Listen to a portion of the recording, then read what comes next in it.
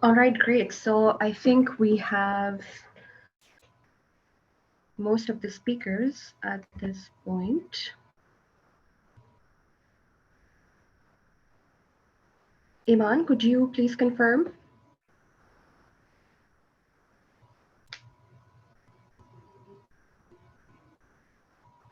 Yes, we have everyone on board except Mr. Ali Sadadin. All right, okay. So I think let's just start. Is everyone comfortable with starting? Is that okay with everyone? Yes. Okay, great. So first of all, thank you so much and welcome to CostMap's first webinar. I would like to thank all of you and the respected speakers, as well as our esteemed audience, for taking out valued time and being here and being a part of this. This webinar was a while in the making. This has been something that CostMap and all of the colleagues have come up with together. We believe that procurement as a function and as a process is being overlooked. And through this, we hope to generate and garner more awareness about supply chain and procurement in specific. So, for our speakers, as well as for our esteemed audience, for you guys, I'm going to be talking about some pressing global matters along with our esteemed and valued speakers. These matters have been plaguing the average working fellow, such as you, such as me, and that matter is the matter of inflation, global inflation, international inflation. Now, as if the pandemic had not brought about enough global economic challenges, inflation has also thrown its hat into the ring. Today, we will be discussing the practice of procurement and how we can best attempt to mitigate inflation through better procurement practices. Can it actually lead the battle? Today, we are joined by industry thought leaders and opinion makers. As you can see, our speakers are people from very valued, very expert backgrounds. They all it's an excellent international panel, and we're super excited to have them on board. And what we're going to do right now is, after having a brief introduction from all of them, we will kick off the webinar and begin talking about the challenges that I have been mentioning earlier. During this, I would want our esteemed audience to share their valued feedback, questions, suggestions that you would like to throw at one of our speakers. Bear in mind, these our speakers are coming from highly professional and expert backgrounds in supply chain and procurement, and they are going to possibly give you a better insight into how procurement and supply chain can mitigate the difficult predicament of inflation in the global world crisis right now. So I would request Vera, if you could kick off with a brief introduction of yourself, and then I would take out by name all of the speakers. Unfortunately, at this point, Mr. Shahid Karim was unable to join us due to a personal emergency. He, however, sends his best wishes and will be joining us if possible. So, Vera, please take it from here. Yes, hello everybody. As I said, I have more than 20 years experience in procurement with such companies as Procter & Gamble, British American Tobacco, Mars, and Russian companies. And I have more than 9 years of experience in the role of Chief Procurement Officer in Russia and other countries. I have MSIPs, MBA, and I'm glad to be here. Thank you very much for inviting me. Thank you, Vera. Thank you. That was very succinct and to the point, and we've all gotten a very excellent snapshot into your experience. If we could go on to Mudassar Ali Khan. Thank you for asking. My name is Mudassir Ali Khan, and I'm a certified trainer and professional in a field of procurement and supply chain. and having a diversified experience of over 17 years in FMCG, textile, and oil and gas sector. Graduated as MBA in supply chain. I have done certifications like CSCP and CSCA from USA, and also a holder of postgraduate diploma in supply chain. Currently, I'm pursuing my PhD in supply chain management from Karachi, Pakistan, where my area of interest are supply chain risk, agility, robustness in the era of supply chain 4.0. Also, I'm passionate about doing research in the area of data analytics, supply chain modeling, and simulations. Apart from that, I'm associated with Cost Map Advisory as a procurement consultant, and also depart many services as an independent evaluator and facilitator in the field of procurement and supply chain. And I have trained hundreds of students and professionals in this area. Thank you very much. Over to you, Myla. Thank you, Mudassir. Very soon, we will be calling you Dr. Mudassir Ali Khan then, inshallah. Okay, if I could request Miss Marina to share a brief introduction about herself as well, that would be brilliant. Yeah, hi everybody. Sorry for my voice. I still have virus, unfortunately. Thank you very much for inviting me to this webinar. I am from Ukraine, Kyiv, and I have 16 years experience in procurement and supply chain. Now I am owner and managing partner of IPSM. This is consulting company. We provided different consulting services in Ukraine, in other countries. Also, I'm head of SIPS programs in Ukraine. I'm trainer, consultant, tutor, mentor, etc. And of course, for me, it's honor and pleasure to present here and to share my experience in procurement and in managing categories, etc. Thank you very much. Thank you, Marina. We're really excited to learn from you through this session today. And now I would request Mr. Abdul Salam, if you could just share a brief introduction about yourself, that would be great.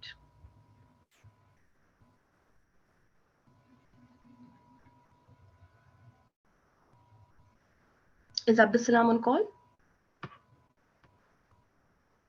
Yes, kindly unmute yourself. Well, my name is Muhammad Abduslam, and I've been associated with the field of supply chain for more than 10 years. I've done my MS in supply chain management, and I'm an engineer by profession. So my core expertise in public procurement, and I've been working as an adjunct faculty member for supply chain, then as consultant, as an advisor, and on various boards related to supply chain management.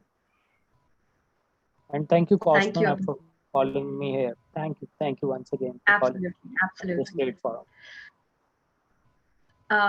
So can we please go on to Miss Diana, if you could just grace us with hello everyone. I'm really honored to can join you and share my experience. I am a buyer, over 13 years of experience in strategic procurement. So Samsung Electronics Company, Mars also, and Avio Huntley, where I was a project manager for procurement projects. I am after pedagogy and project management, a lot of different postgraduate studies, because I love to learn, and this is why now I'm a trainer using my own experience in procurement, my strategic thinking, and I'm a mentor and coach. I represent a representative from Poland today, so it's really nice for me to have all of you and join with my person. Thank you, Diana. That was excellent. We are super excited to have you over here. The panel so far, as for our speakers, for our participants, they can see it is such a diverse and such an exciting panel to be a part of. There's so much to learn today. And now can we move on to Mr. Salisu? Hi. Hi, everyone. Can you hear me? Yes, absolutely. Brilliant. My name is Sali Suba. I am joining in from Copenhagen in Denmark, but I'm based in Glasgow, United Kingdom, and I'm originally from Nigeria. I am a supply chain management professional and of course leader, fellow of SIPS, and had quite significant industry experience and academia. My area of interest focuses around technology adoption and how blockchain specifically can transform supply chain management. And I'm really pleased to be here and to share some thought with the participant. Thank you. Excellent. Thank you so much, Salisu. We are super excited to learn from you. And if we can just move on to Mr. Ali. If you could just grace us with an introduction about yourself, that would be great. Good evening, everybody. This is Ali Saaduddin. I'm procurement and supply chain professional. I'm originally in profession as a mechanical engineer. I have a master in business administration.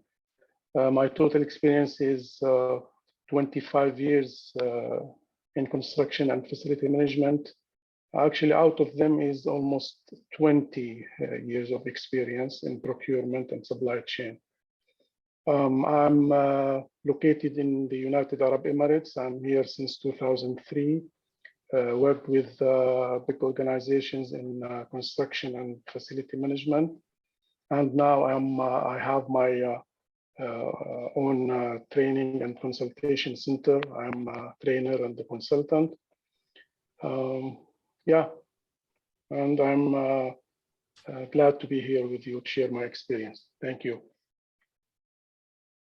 Great, great. That's excellent.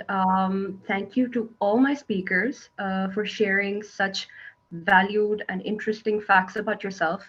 Iman, if you could just double check for me and confirm, I believe that we have covered all the speakers at this point. Is that correct? Yes, absolutely. Okay, excellent. Okay, so is there a question from you, the audience, the participants at this point? Please feel free to share any questions that you may have, because our expert panel at this point would want to share their knowledge, industrial knowledge, their professional knowledge, and this is the best possible opportunity for you to interact with them.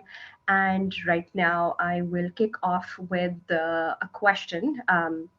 The agenda of the webinar is going to be such: we will have 4 questions, and the questions are going to be addressed to the speakers, and I would be sharing it with some of the speakers, and we would request the speakers to share their answers, their thoughts, their feedback, their suggestions, what they feel is the best solution. And if they agree with it and if they disagree with it, we are open to an excellent, healthy debate at this point. And this is going to be an invigorating discussion, and we would want to take away a lot from it. So the first question for our speakers and for our audience to listen into is: how does aggregation help battle inflation? I would like to share this question with Ms. Vera and Mr. Mudassir Ali Khan at this point. Ms. Vera, do you feel that aggregation can possibly battle inflation? Do you think that it is the right route to go to? Do you agree? Do you disagree? I would love to hear from you. Yes, I think aggregation is a very, very good instrument to battle the inflation. Why? Because we can see our demand well ahead, we can plan, we can budget, and we can actually select the suppliers that are required for us in terms of size, in terms of whether it is producer or it is the distributor. And then we can also aggregate our demand for the longer period of time and make the long-term contracts with suppliers. Unfortunately, during inflation, it is not possible to fix price for the long term, but with the best suppliers, with the suppliers whom we trust, we can use the open costing model. We can tie our price to some indexes or to some catalogs that they use for the retail price with the discount, all these instruments.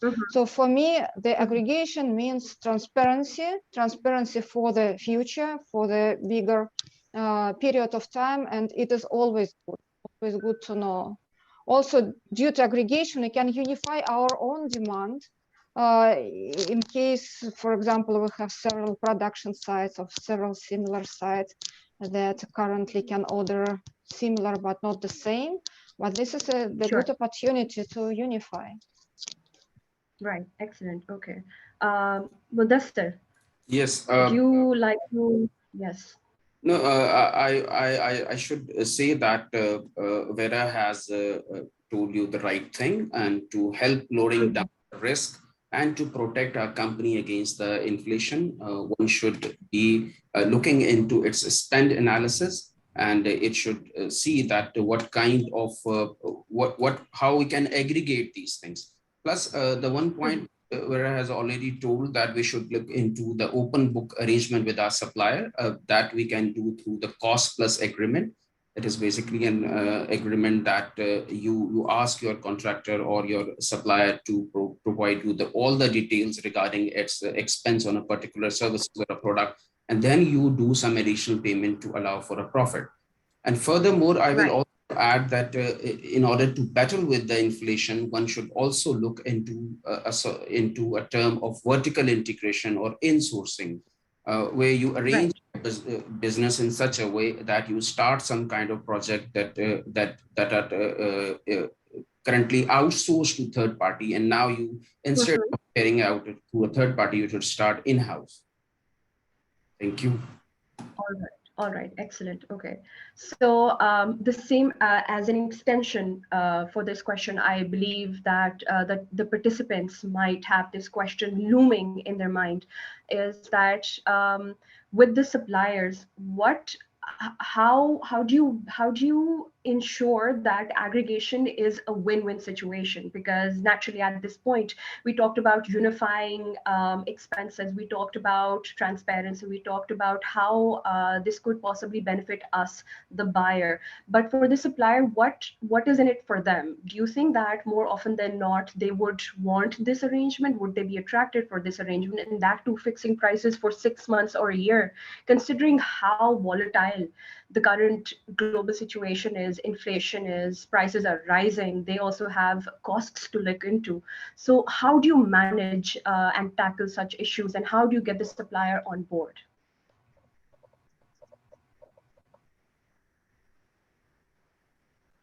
Mudassir and Vera, these questions, this is an extension for the both of you, if you would like to talk about this.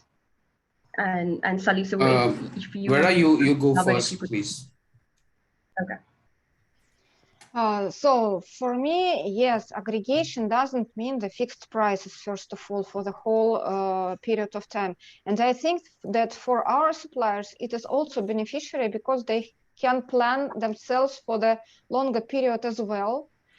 They can see our demand, they can properly distribute their budgets, their funds.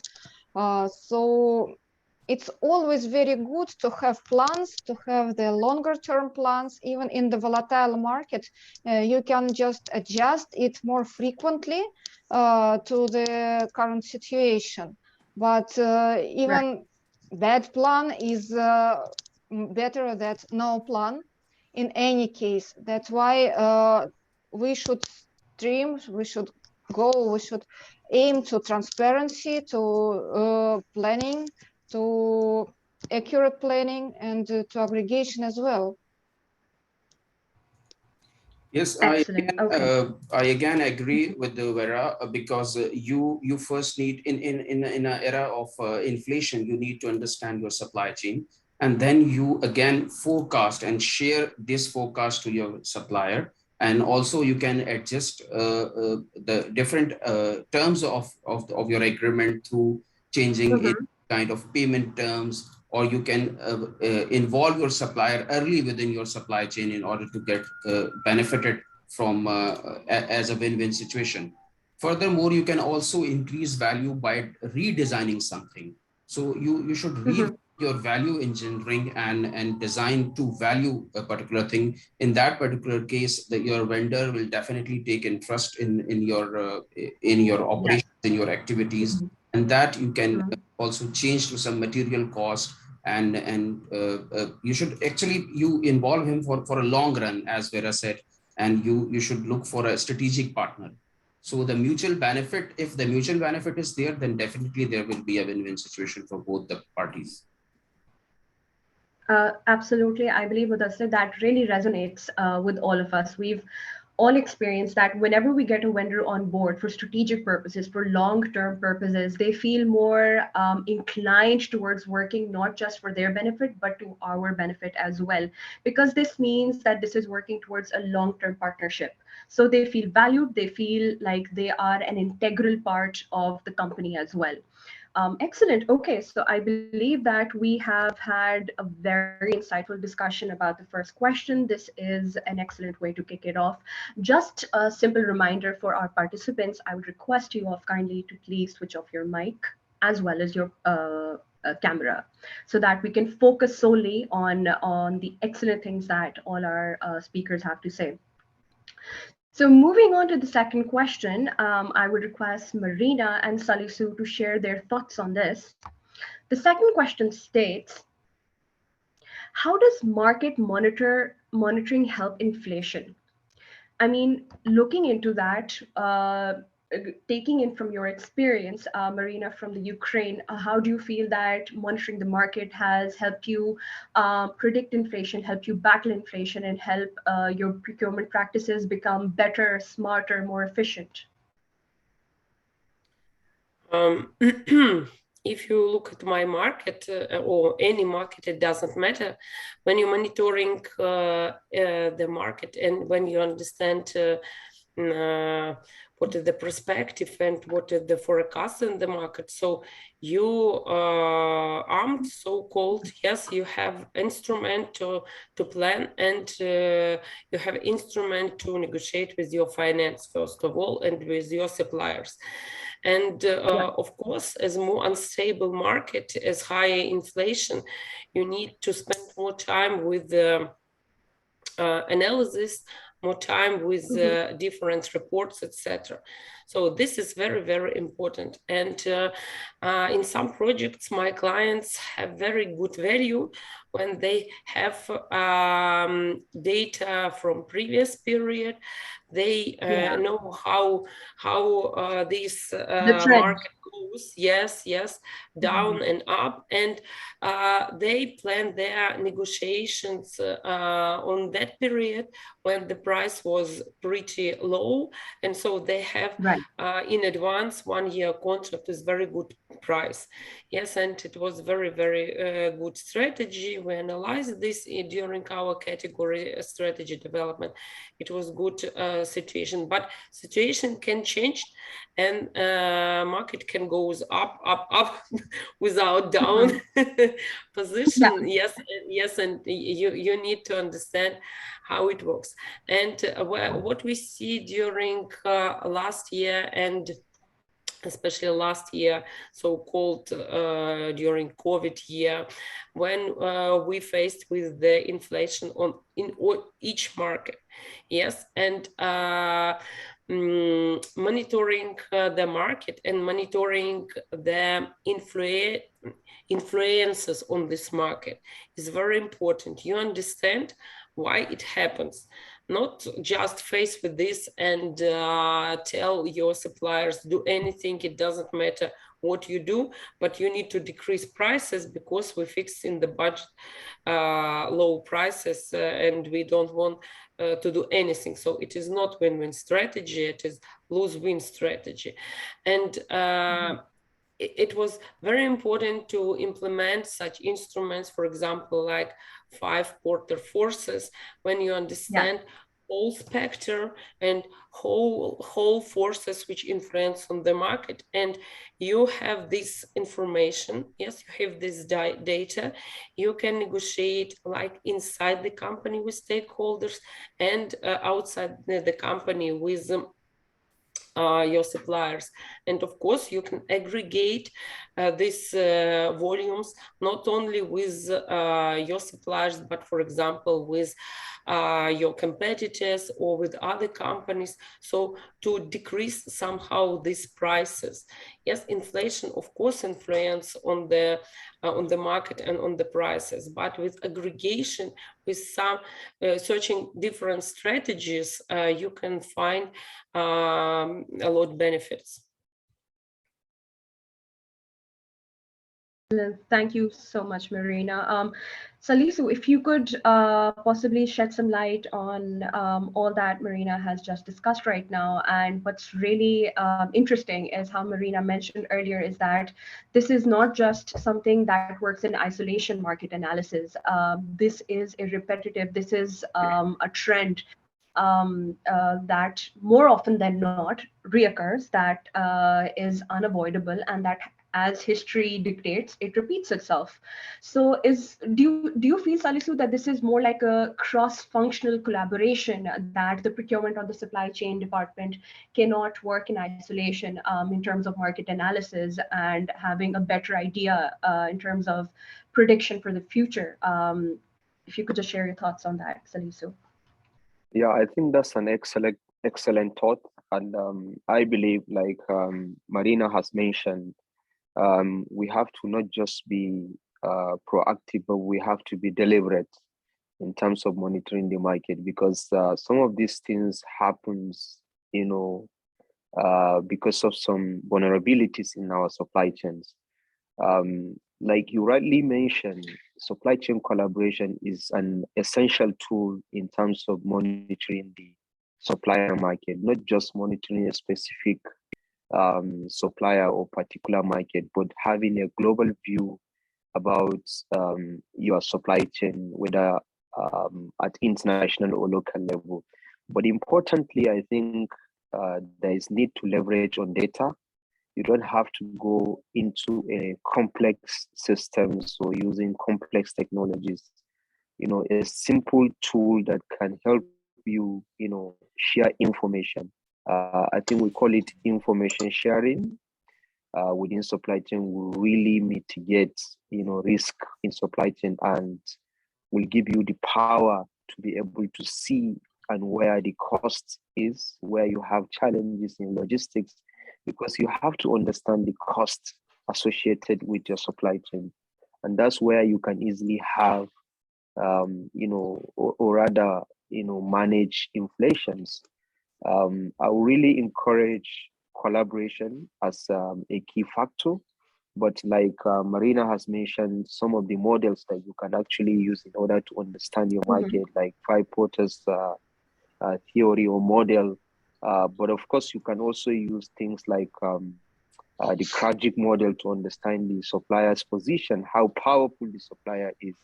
And importantly, FESTIL is also, or if you like, the first analysis is also a key factor that you can use in order to understand, especially within the region you guys are. You have some political instabilities and things that potentially can affect, your supply chains, environmental factors, and so many things. So I think I share the same view that monitoring the market is an essential factor that will fight inflation, and it has to be deliberate and it has to be collaborative, and not just the buying organization, but the whole supply chain has to work towards that, because today supply chains is compete, but not companies. If you have the best supply chains, you can be able to drive the maximum value that you can drive both as a buyer and as a supplier. Thank you. Right, excellent. Okay, thank you so much for that, Salisu. That was very detailed and comprehensive. Ali, would you like to share some of your valued feedback? I understand that you have been sharing, you have been providing your consultancy in this field for a very long time. And I believe that a lot of your clients may come to you for a better, more efficient market analysis as well when it comes to their procurement and their supply chain practices. How do you feel that market analysis contributes towards a more effective supply chain and procurement strategy? Thank you very much. Actually, it's market analysis is very important. When we talk about inflation, it will be important to analyze the markets in related to the currency, because the inflation, it's something, come out from the currency, and you should understand the relation of currencies and how it's linked together. So, for example, I don't know about Pakistan rupees, but for example, in United Arab Emirates or Jordan or in the Gulf countries in general, they are more linked to the dollar. So whatever inflation will happen to the dollar, it will be reflected on the dirham. And then if you buy a dollar from a dollar market, you will not be affected that much, because it's almost these currencies that link to the dollar, for example, up and down in the same rhythm. So this will not affect that much. But if you will deal with, let's say, from a market that is dealing in euro, or their currency are linked to the currency basket that it may go up and down in a different way than the US dollar or the euro, then so you need to understand such kind of facts actually to decide about which markets you have to look at and where you have to concentrate and get your purchases, because sometimes you are getting your supplies from X market, but you have the let's say you are agile, or you have the agility to change and get adaptability of that. Get your material from different markets. So if you was as a procurement professional has such kind of knowledge about this linkage of currencies and how from where your inflation came and is it related to that currency you are linked with, then you can take more right decisions on from which market you need to buy and how you have to go. And also aggregation, it could be something, but also sometimes, or on all the times, the relations of your vendors, it's a key. So when you have very good relations with your vendors, which come like business partnership or terms of collaboration, with your vendors, you can manage things better, because you can feel the market better and sense it better, because the whatever will happen in the market, mainly your vendors will feel it faster than you. So if you have a good relations with your vendors, you can get such news earlier, and this can affect your strategic decisions on how to tackle it. Shall I, sometimes if you have the leverage, sometimes you will decide to stop buying, not aggregating and buy more, So it depends on the industry, it depends on the items you are dealing the with. nature of the product. And so from my point of view, let's say such knowledge, which may be not something that procurement professional used to, it's helped them more to manage such kind of instability when it's come to the currency, because it's something, let's say, out of our hands. And whatever you was expert as a procurement professional, if you don't know how to deal with it, you will just accept it as it is. And you will just say, what can I do? Prices are going up because so and so inflation. You can find a lot of reasons. So this is very important. Just not just normal knowledge about what's procurement, how to buy, what to buy, category management, these things. We should, I believe, excel to little bit more about other things that can help us really take decisions. And yeah. No, that I'm so glad that you mentioned that. I believe all of our esteemed speakers will agree with you that superficial knowledge about procurement and category management and supply chain, as you said, will only get you to a certain point.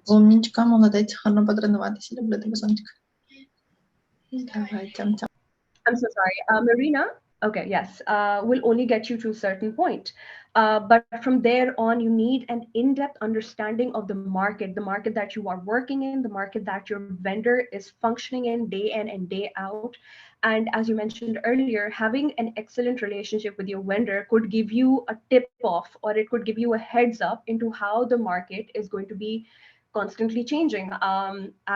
We see this all the time. The price of iron, the price of copper is constantly fluctuating. However, if you have a good relationship with them, they will let you know at 5 p.m. it is going to go up 10 rupees higher or 1,000 rupees higher. And which is why it is the best possible time for you to purchase right now. Why? Because we have an excellent relationship with them. So great. We got such a valuable insight about the second question from three such valued speakers.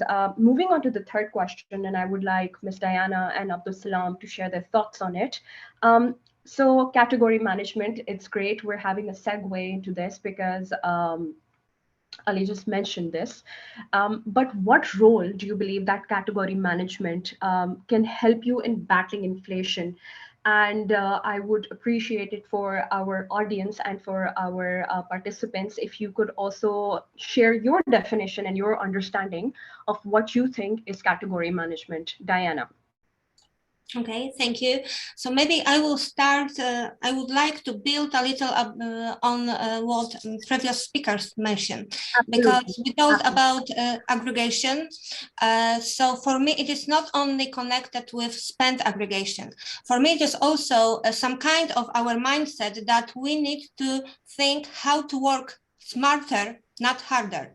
Yes, so the point is, in this situation that when it comes to category management, it is somehow a specific area of common, let's say, suppliers, common characteristics, which can make us able to, let's say, work more efficiently. So we have one kind of category of products which are similar from different stuff. Yes, they are similar from different characteristics. And after that, it is easier to take a bigger picture and to think what is really important in our situation. So when it comes to category management, for me, it is really important to understand the characteristics of category. Yes, so what is the market, and previous speakers mentioned about that. So market monitoring is a key. Also, I think that it is one of the key trends for procurement for upcoming months, because it is not easy to talk about years. But the point is that we as a procurement cannot be as a silos. Yes, we need to open for each other. We need to collaborate with our stakeholders. So if we need to collaborate with our stakeholders, we need also to identify them. Who is the procurement stakeholders? Internal client, external client, supplier, to make this able to work smarter, not harder. I also need to understand what are the strategic products for my company. So use the Pareto, for example, 20% of the products which stands of 80% of the spend. Yes, use the analyze ABC analysis. Yes, just to take a look which is the most important, which products influence, which suppliers influence your business the most. Because you mentioned a lot of really great stuff, really great tools, but I always try to, go one step back and start with fundamentals. Yes, so with foundations. So if you would like to go step back, we need to think that in general, procurement teams are overloaded. a lot of workload. We are very reactive. Why? Because there are broken supply chains. There are a lot of different things that we are not able to focus on the things we should be doing, yes, on daily basis. I think that this is the common situation for all of us. It doesn't matter of the country, yes, of the region. But the point is that when it comes to category management, it is good to try to standard as much as possible to be able, be not so reactive, but to take a strategic point of view and be more proactive. So for me, category management, it is not only negotiating, the best prices, because nowadays it is really tough. Yes, we are not to bring the savings. We are here to bring the value, to add the value. How to add the value? If you, for example, take a look at those 20%, for example, 80% of products which stands for 20% of your business. Try to automate it. Try to make it more, without influence of procurement staff, without influence on daily workload for procurement team. Try to use bots, technology, yes, to work smarter, to bring the value to the company. So this is really important to take a look at the really points where procurement professional or buyer can bring the value. So add something more than systems and technology can do. As an example, we have RFQs, yes, offers. If you prepare some standard template for the offers, it is really few seconds for computer algorithm to go through, to compare, and to give you a result, yes? But we are sticking as a human in that, just trying to make our best and thinking, oh my God, we have also a strategic, we should think proactively, we should think about partnership with suppliers, but we don't have time to focus on building the relationships. So this is the point, that try to make as much as possible optimization, standardization of the procurement, demand management, yes? So aggregation of your work when possible, where there is no value that buyer will take care of that, yes? So try to delegate that to some tools, some technology, some solutions to make us able, you in the company, to bring the value to the part where computer cannot do and bring the value. So for me, this is the category management. Making us able to be more proactive, to have this, to think about everything in procurement one step before, and to make us able also to manage the risk. Yes, absolutely. I'm so glad that you mentioned that. Being proactive, as Ali also mentioned, as every other speaker has also mentioned, having standoffish knowledge will only get you so far. Being proactive and diving in nose deep will only create value. Like you said, the computer can only automate it for you. It can generate receipts for you. It can generate those RFQs for you on a daily basis. But who is going to create those valued relationships with your vendors? Who is going to create those strategic relationships that is going to get you a benefit in the next 5 years, in the next 10 years? Where do you see that going? So thinking short term possibly is not the right way to go. As you said, it is, and we should not be working in silos.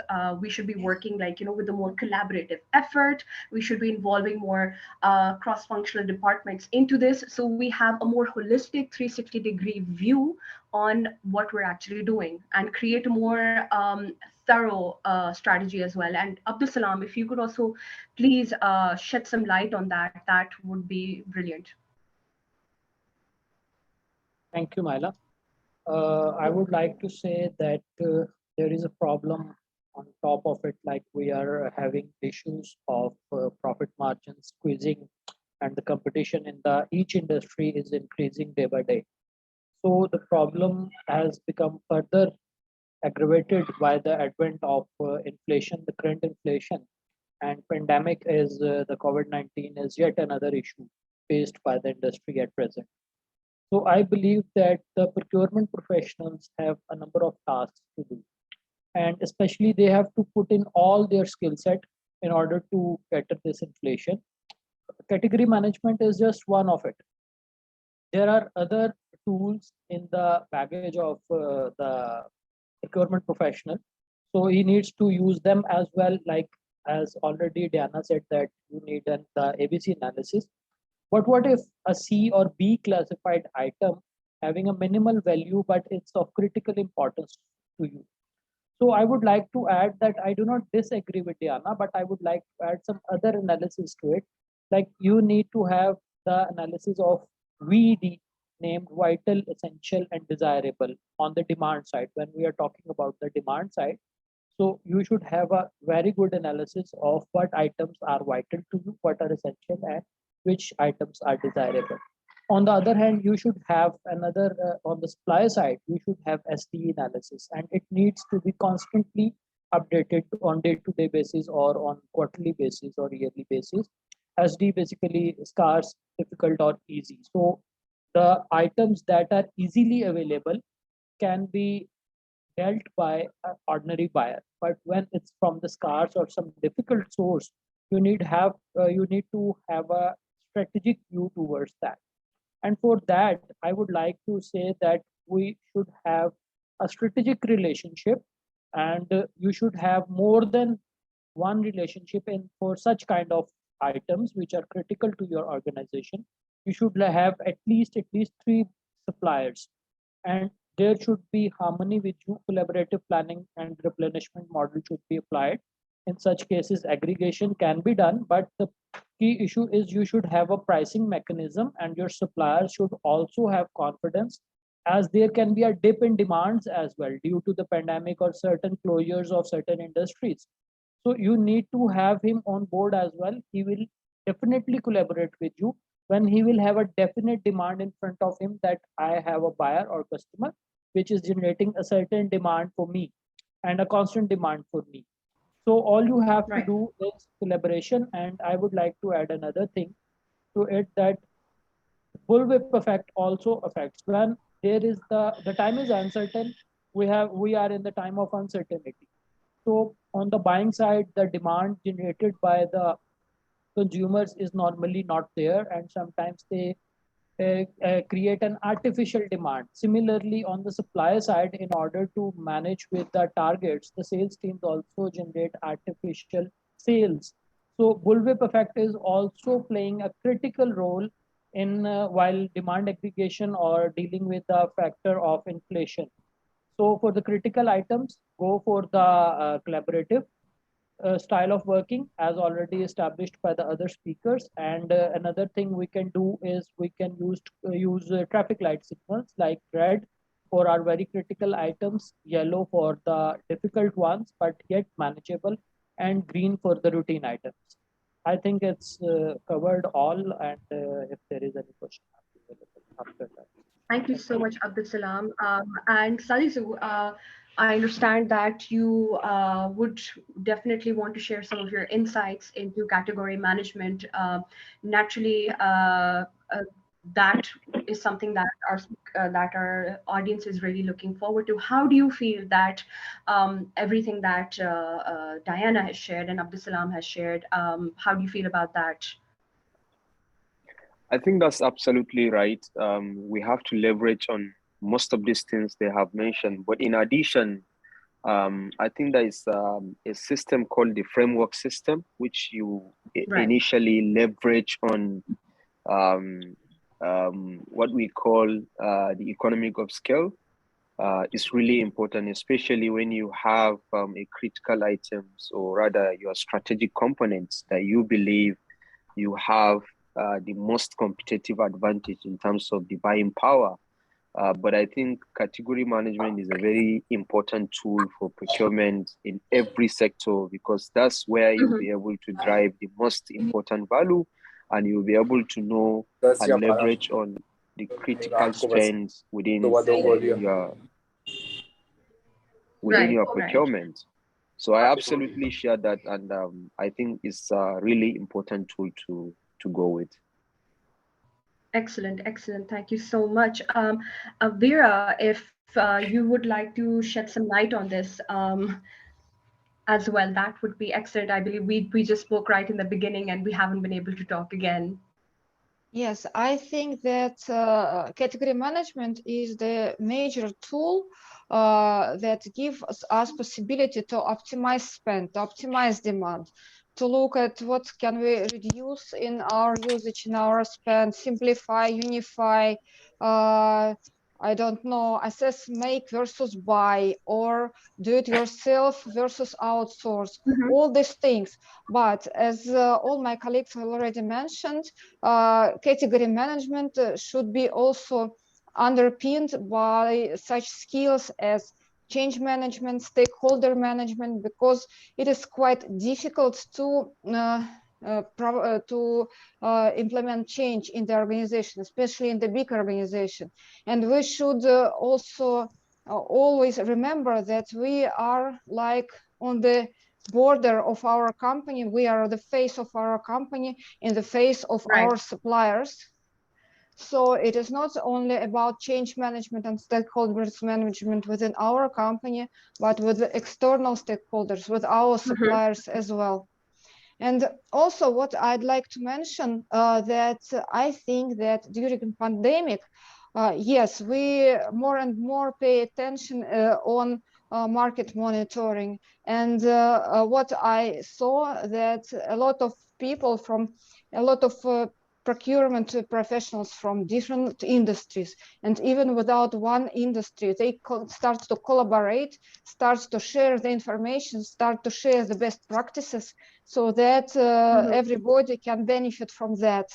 And this is, I think, a very, very good trend.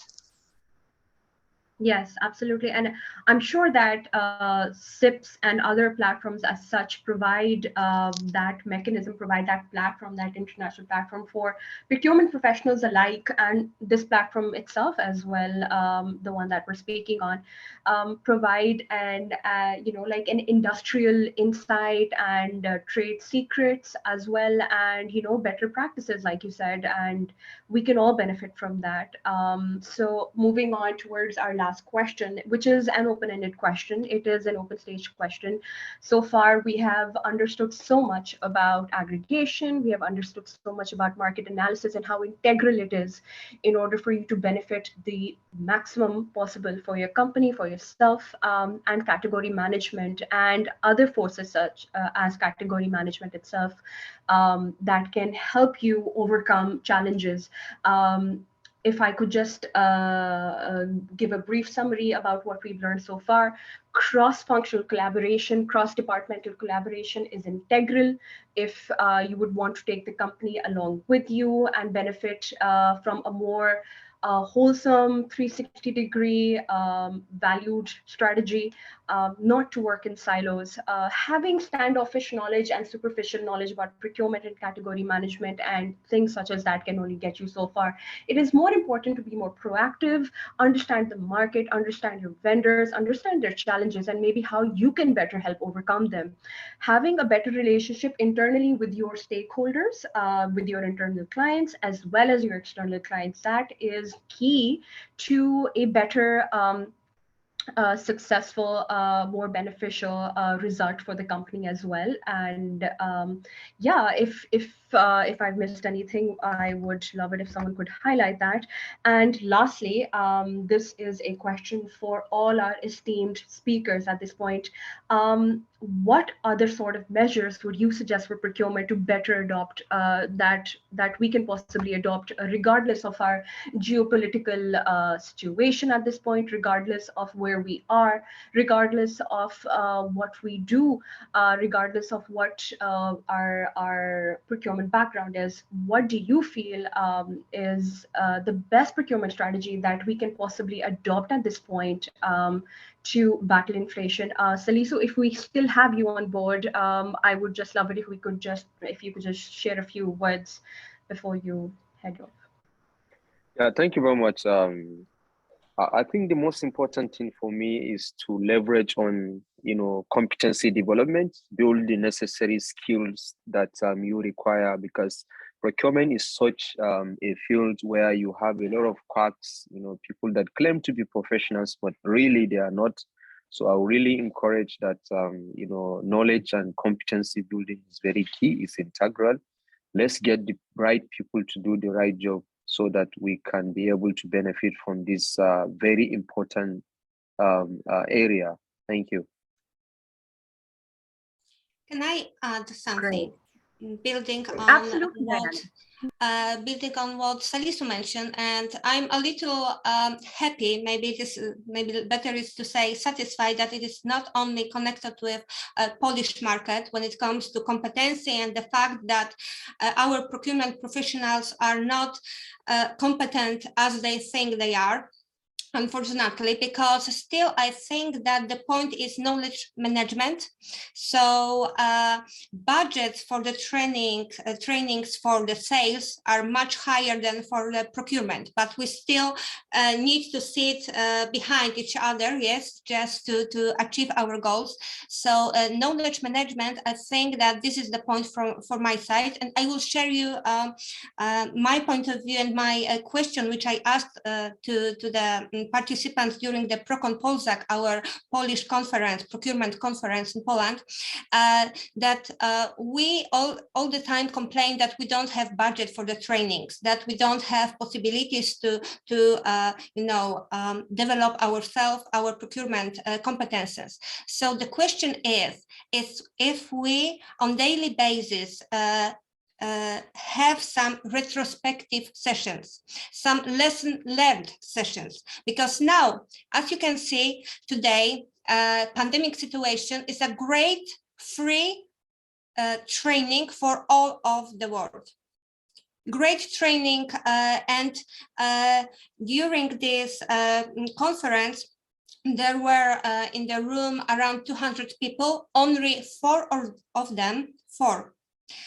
people raised their hand that yes, they made from the beginning of the pandemic situation at last one retrospective, so lesson learned session, to make sure that they are not doing bad practices, not doing mistakes all the time, but they have sit down to take a look that, okay, we have current situation, what we can do and what we already done, what works and what not. You understand my point? So the point is also just to make sure that we are using our experience, our mistakes, our current situation as a lesson to go further with the experience and with the really competency development, yes, to learn on the daily job, on the situation. So I think that this pandemic, COVID-19, is a great free training for all of us. And the point is, if we are using that to gain the knowledge, to develop ourselves and our skills. Thank you.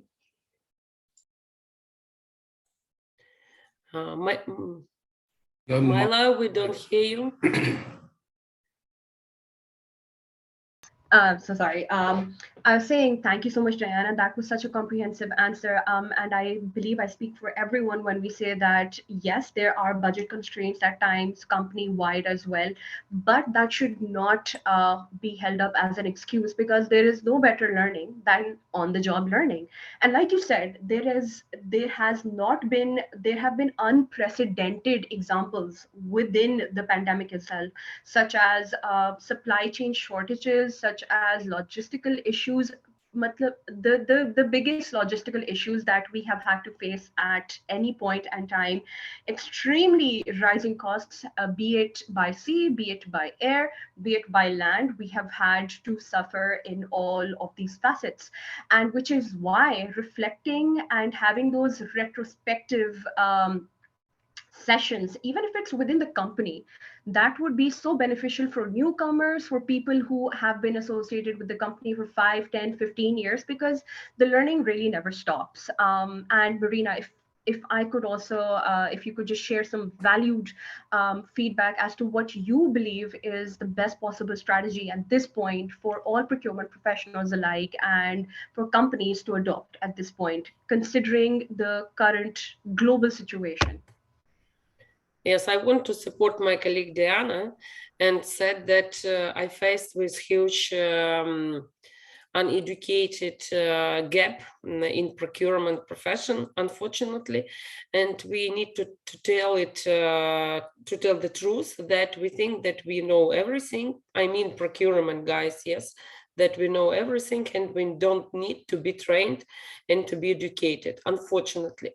And first of all, I would recommend what to do in this situation, just to give some basic economic knowledge, because inflation, it is about economic, about supply and demand, about factors which influence on the inflation, etc., etc. So start with this, and I'm sure that in the company there are some economists which can do some simple trainings. I don't know, CFO, other guys, etc. So create internal procurement university, for example. Yes, and of course to use different procurement instruments, knowledge which we already mentioned, but you just need not to hear from us, for example, yes, or read in some articles. You need to know how to implement it and to be trained to do it. Also, I want to add that what else can help in struggling with inflation, it is SRM, so supplier relationship management. We already mentioned a lot different approaches, but it should be top priority in your company. It should be complex of different activities for different suppliers based on credit metrics, based on another instruments or purchasing chessboard. It doesn't matter. So you need to understand how to manage and how to build relationships with your suppliers, because your suppliers, it is the mirror of the market. Yes, and they can bring you a lot value and bring a lot of optimization when you know and when you understand how to deal with them, how to manage this relationship with them. And the suppliers give you a lot information, value, help, etc., etc. So this instrument with different activities, different approaches to different suppliers, you should put as a strategy and go forward with this strategy. So I think that this instrument is very, very important and can help very powerful in your procurement strategy and struggling with inflation. Absolutely, definitely. And like you said, you have to learn to accept gaps in your knowledge. It is impossible for one person to know pretty much everything. And there is always room for learning. There is always room for improvement. And Ali, if I could just request you to share some valued feedback as to what you feel is the best procurement strategy at this point, given the global circumstances. Yeah, thank you. Actually, it all starts with changing the mindset, because the experience the whole world come into, as our colleagues said, related to the pandemic and the COVID. It's really changed the way the world is thinking about everything. About education, about doing business, even about politics. Everything has been changed because of this pandemic that we examine. And I believe as procurement professionals, we should learn that agility is something very important. It's something, you can say it's a must. We should be agile. We should think that there is some circumstances we need to step back and try to make things done. Still, governance is important in our function, but you should also be, responsible and able to, take decisions that make you, as I said, agile, with the same time doing things in due diligence. So this is actually, it's very important. You are muted, I believe. Sorry, I meant to say was making decisions in real time, essentially, like Correct. how you mentioned Correct, agile and because adaptability. all the Absolutely. time as procurement professionals, we say that we should plan things, we should things ahead, we should aggregate, do this, do that, but that it's let's say it's an optimal solution in the normal let's say situation.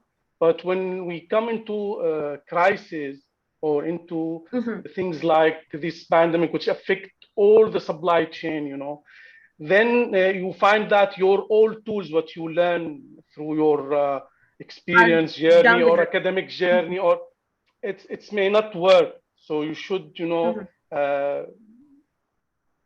find a way to take, as you said, the decisions that still keep the governance and keep the interest of the company, but at the same time, help things move on. And I believe also that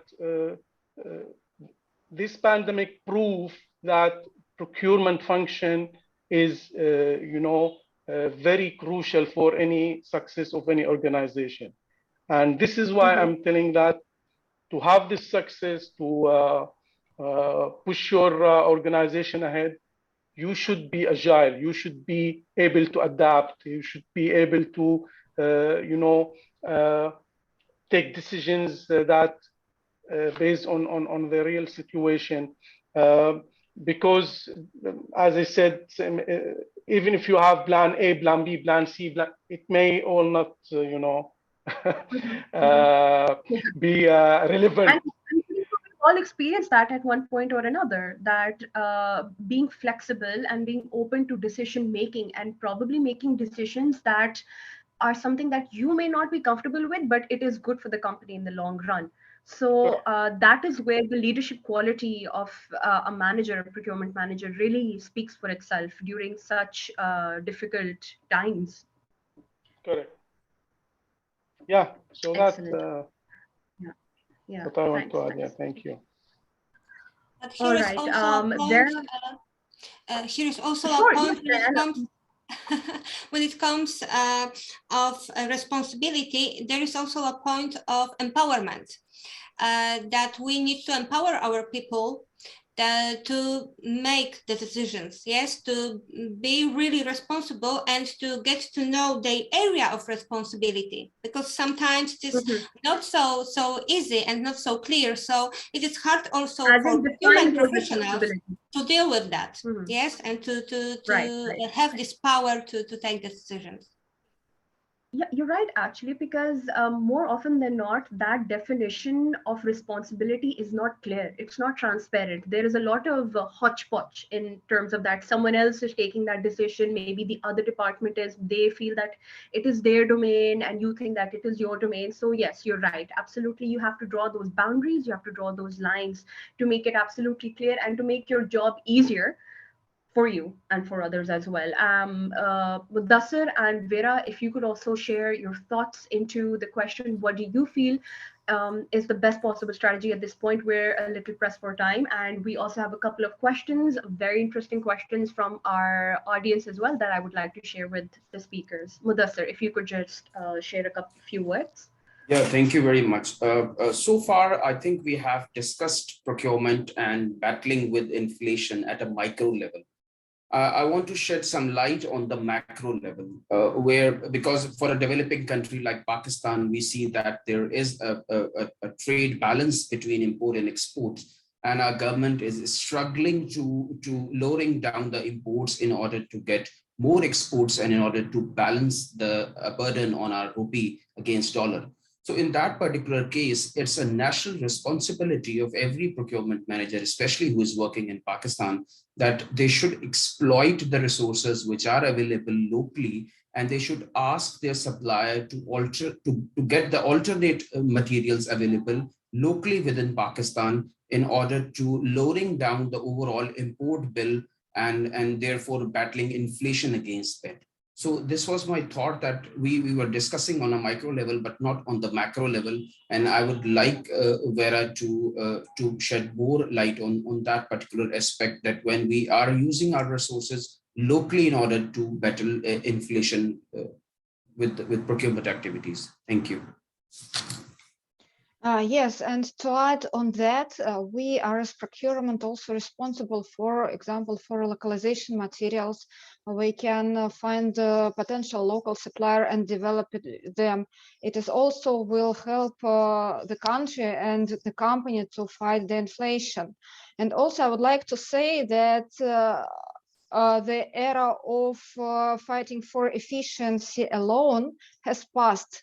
Now we are collaborating through the whole supply chain, and it is our responsibility to have the common risk analysis with our suppliers, common plans, common scenario planning, sensitivity planning, and only with that we can survive and we can be competitive on the market.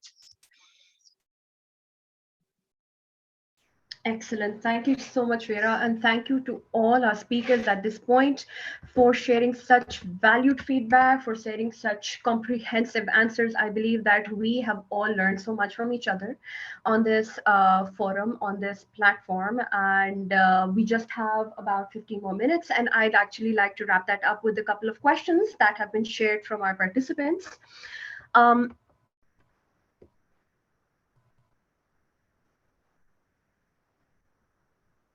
So Shoaib actually has a question.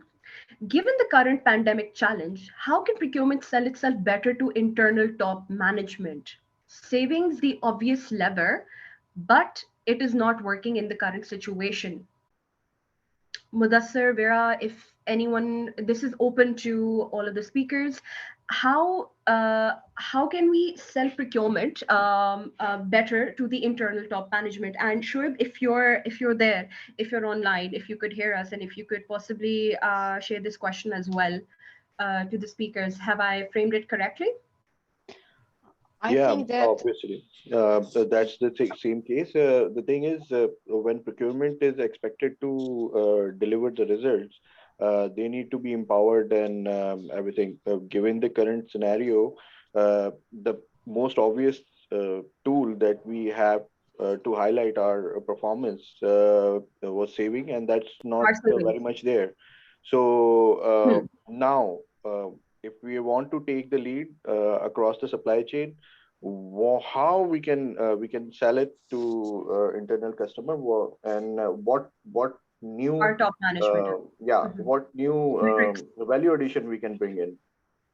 Okay, excellent. That's a great question. Vera, I'm sorry to cut you off.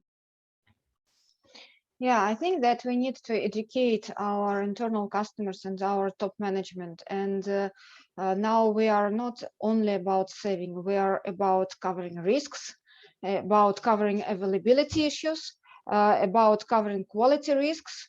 And I think that in current circumstances, these targets are coming to the first place. Even, of course, the price and saving, it is very, very important.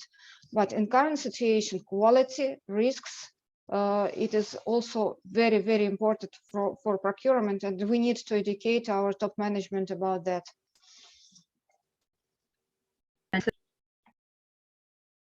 Marina, if you could, because you've been in a leadership position yourself, how do you feel that your reportees tell you that we don't have enough margins to make such savings, and this is such a difficult KPI to meet now? What sort of other metrics do you feel as a manager, as a person in leadership positions as well as you all are? What do you feel would be a better metric to pitch to the internal management, to the top management as well? Thank you. Very good question. Top management always thinking in terms of figures, in terms of ratios, and in terms of the benefit to the business. So they have their KPIs, and they will support activities if you can influence on these KPIs, for example, profitability, EBITDA, etc. And you need to show them the path, the road, how you will go, and the final results. And of course, you should bring a success story. Of course, to change situation from reactive to proactive, it is very, very difficult. And I see another question about category management in this chat. So how to change the situation from silo to group activity to team activity. Yes, it is about the same. So you need to show the value. So you need to bring this value to the company. And in the beginning, it is very, very difficult. You need to understand how it works in terms of and in the paradigm of change management. And you need to have as more influencers, as more supporters in the company as it's possible, and work with these influencers and supporters. Of course, you need to have sponsor. I say to all my clients, to all teams, all trainings, if you don't have sponsor of category management in the company, even don't start this project. So you need to have somebody who will support you. It is obligatory. And many who works with project management know this rule. So don't start if you don't have sponsor in the company. And it is very important. And the first like step rule to have this sponsor. And then with small steps, you can change this mindset and paradigm in the company. You will show your team the results, your team, the fruits which you bring and to them and to the company. And of course, the results will speak for itself. Yes, yes, the results of the work of this teamwork. And of course, as more hard you work with these small quick wins, you will have more and more influences in the company, and more people who will support you and want to work with procurement. So it works only like this. It is not, it doesn't work with papers or regulation documents, etc. It is only building relationships with different stakeholders. Of course, you can use instruments, for example, like Mandela Matrix, and when you build your strategy with different stakeholders and understand how you will influence on them, how you will work with them, etc., etc. And change management, understand how it works. Change management, you need to start with the need of this changing. You need to deliver the thoughts and the feeling inside the company that company need to have these changes. Only if inside the company there is some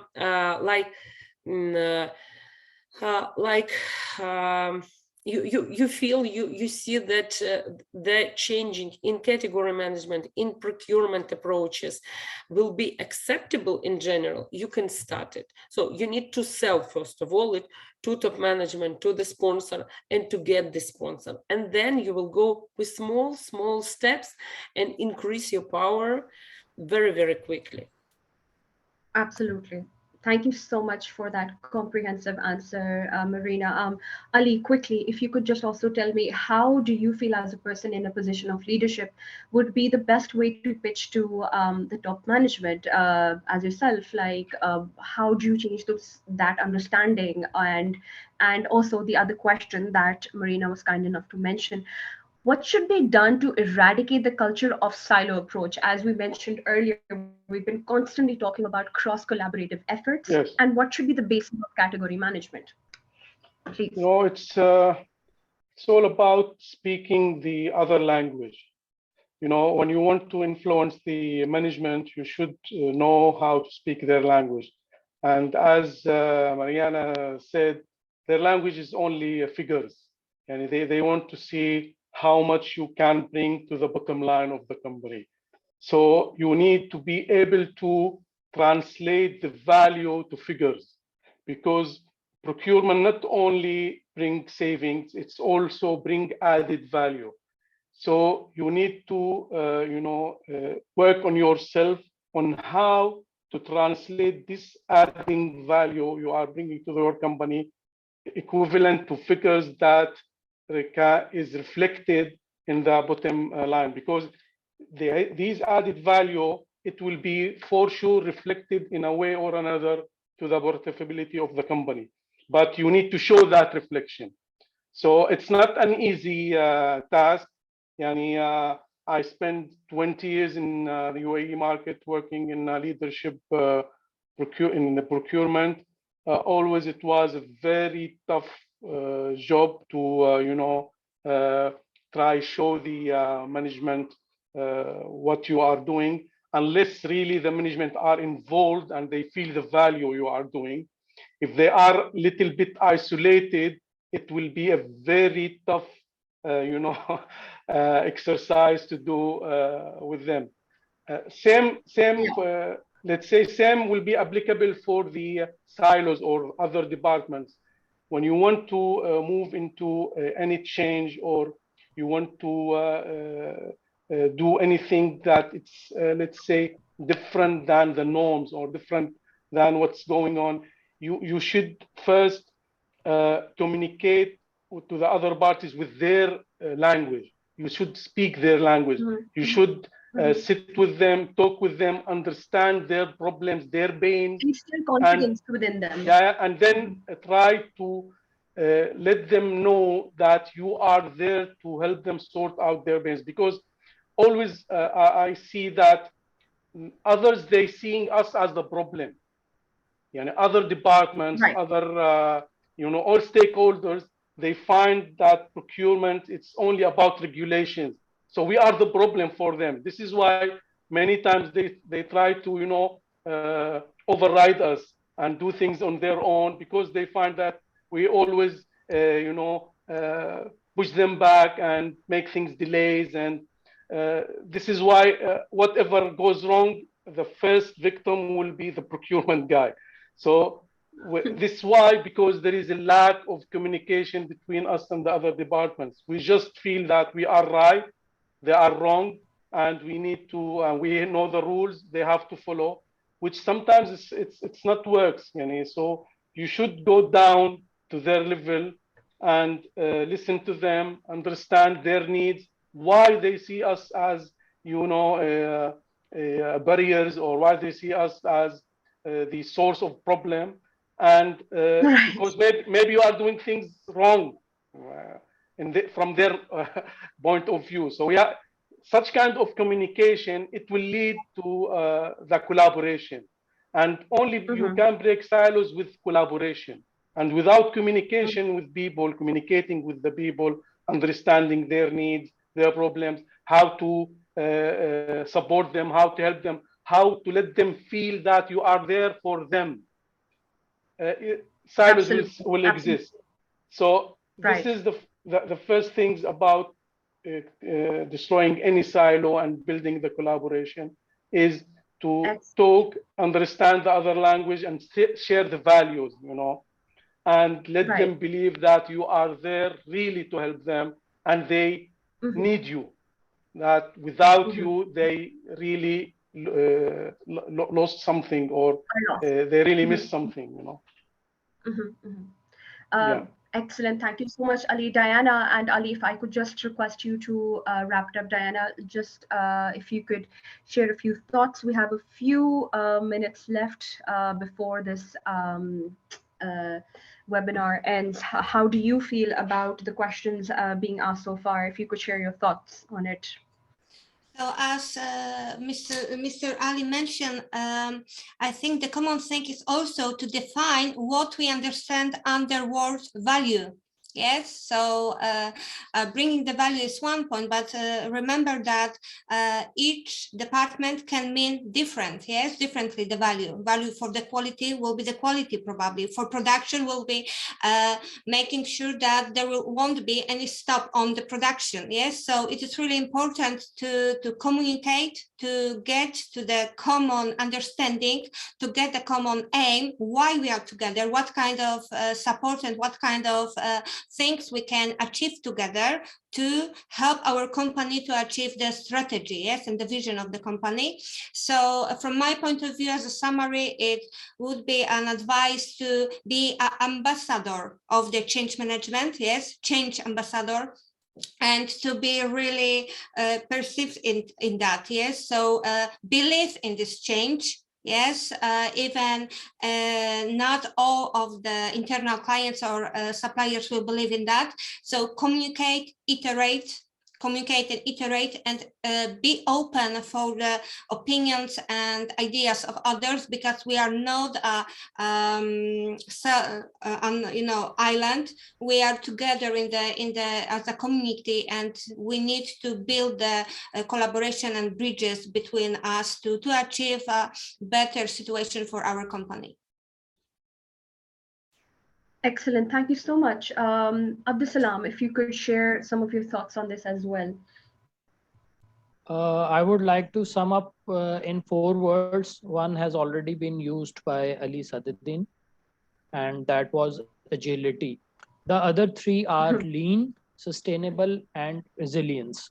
So our supply chains, as well as the human resource or procurement, and including the human resource involved in it, needs to focus on all these 4 words in the true letter and spirit in order to achieve the goal of catering the inflation factor or any other challenges, future challenges. So the whole human resource involved, as well as organizations, needs to follow these core concepts. And that's all from my side. Thank you. Thank you so much. I believe that we have wrapped on a very, very excellent timing. Thank you all so much for taking out such precious time for being part of this. I believe that I cannot begin to even thank you about how valued and how insightful and how detailed and comprehensive this entire and how educative this entire webinar has been. I believe the audience, the participants, and the speakers alike would agree with this. We have all had so much to learn from each other. And CostMap thanks you for your time, and we hope to see you soon, and we hope to learn from you, and we hope to see you doing excellent, bigger things. And we would want to be associated with you in all forums as well, in all ways. And thank you so much to all the speakers, to all our participants, especially to the audience who has stuck around with us for exactly 90 minutes. And I hope you all have learned so much. I know I have. And we will be talking about this soon. There will be a detailed, we will be sharing the link on YouTube for you to view and for you to catch it if you have missed it. And thank you so much. Thank you all so much Thank for you. your Thank you very much. Thank you. Thank you. This Thank you has for been having great. us. This has Thank been you. such a learning experience. Yes, No, thank you. no, Thank you. it's Bye. been Bye. such Thank a you. pleasure. Bye. It has been Bye. such a pleasure. Was our pleasure Bye-bye. being Bye-bye. here.